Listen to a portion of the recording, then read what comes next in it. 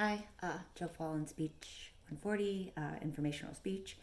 I'm in the garage right now because there's plumbers here, and my sister's here, and my brother-in-law's here, and the kids are here, and it's just chaos in there. Like there's people and all the dogs, and it's super noisy. They're like jackhammering in there, and so I'm in the garage. So here we go.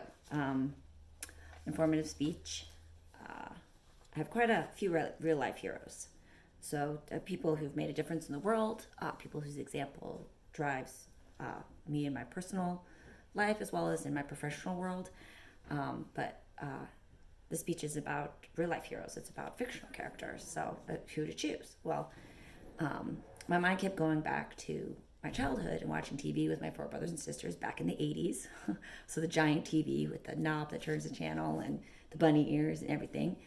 So I asked my sister about it. I was like, "I do remember watching Saturday morning cartoons together as kids." And she was like, "Yeah, I totally remember." So we started talking about different characters, different shows, the theme songs. And then she was like, "Oh, what about Sesame Street?" And I was like, "Yes, Sesame Street." So that's when I knew we'd hit gold. So this is the theme song. Like even hearing the theme song makes me feel happy and good. Definitely goes back to, I watched this show a lot when I was a little tiny little kid. So, Sesame Street. Let me pull up my slides.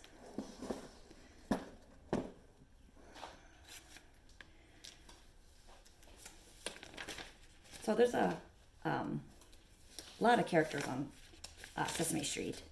There's here, there's the original cast. So there's Snuffleupagus, there's Big Bird, and Oscar the Grouch, and Grover and Cookie Monster, and Bert and Ernie, and and then there's real life characters: Maria, Mr. Hooper, and then there was always musical guests on, like Paul Simon and Stevie Wonder.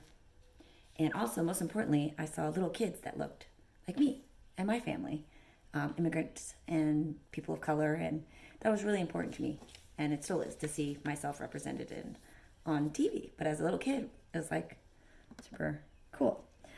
So here, Sesame Street was also super innovative with the art that they made, the technology that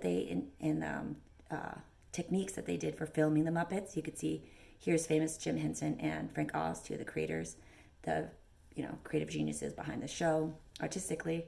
Here are the Muppets. You could see them way above their heads doing, and sometimes it took, this might even be Jim Henson's son, but I'm not sure, multiple people doing each puppet. So when I have so many happy memories at, Sesame Street. It taught me a lot of basic, me and, millions of other kids, basic fundamental preschool skills like the alphabet and numbers. And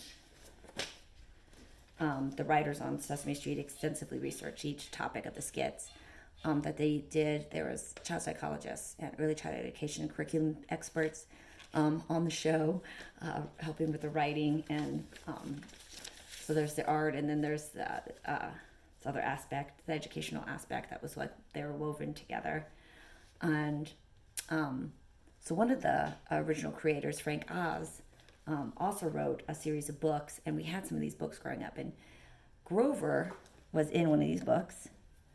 Here's Grover with one of the recurring characters, John John, Sesame Street.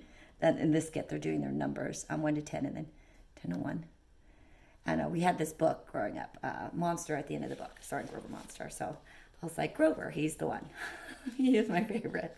So, and I remember this book and loving this book when I was a little kid. And of course, I reread it for the speech, and it actually is pretty dark. The humor in it's pretty dark. So Grover, but the art is just amazing. I mean, look at the colors and the letters, and just, it's a really great book. It's interactive. Grover speaks directly to the children, telling them that he's scared to reach the end of the book because there's a monster at the end of the book. And so he does everything possible to keep the children from turning the pages of the book. He ties up the book. He makes a brick wall. He doesn't want to reach the end of the book and see the monster. He's very scared. But the whole time, you keep turning the pages and laughing at him for being so scared. Um, so, uh, so this was back in the late 70s. This book was actually published in 1971. Um, uh, okay. So Grover did several characters in Sesame Street. He was Grover Monster, but he was also in this book and other books, monster books like this. Then he was the waiter, another recurring character called the waiter, and then he was also Super Grover. So here is him as the waiter, where it's very, again, the humor is pretty dark. It's very slapstick. It's pretty kind of dated, like, so I remember loving these skits as a kid where, so Grover's a waiter, and then this is Mr. Johnson, and Mr. Johnson orders food, and then Grover always messes it up. He always gets the order wrong. And Mr. Johnson just gets continuously more and more upset throughout the skits and yells and screams at Grover, and Grover breaks stuff, and there's educational qualities of this book where there's a fly in the soup, but Grover looks under the soup, but it's very uncomfortable, kind of like The Office, where the humor is just kind of nail biting. And then Grover was also Super Grover. Here's the famous Frank Oz working Grover, the Muppet. I don't know who this guy is, but you could see he has this, so he can do Grover's voice as well. And so this was in '81, and there's a movie that came out called Superman, starring Christopher Reeve. So this is a spinoff of Superman, where Grover wants to be a hero. He wants to go and save his fellow Sesame Street neighbors, but he never is able to accomplish this. He always does a bad job. He always bumbles it and messes it up. Sometimes he makes things worse, and but he tries his hardest to be super, and he really believes in himself.